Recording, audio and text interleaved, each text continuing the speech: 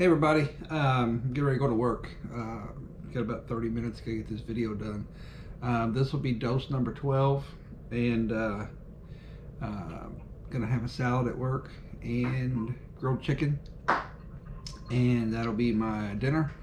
So that'll be it. And when I get home from work, I will do start day 7, and not hungry.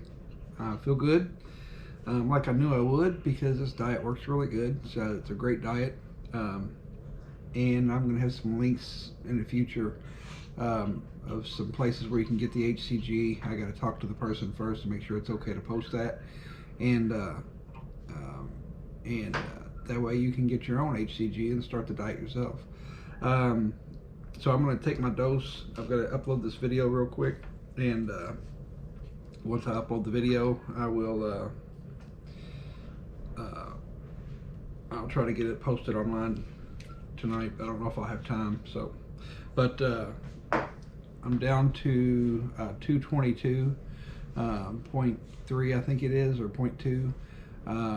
So diet's working great, like it's supposed to. So let me take this. I'm half asleep still, and had to mark my syringe because it was getting to the point I couldn't see. So let me take this.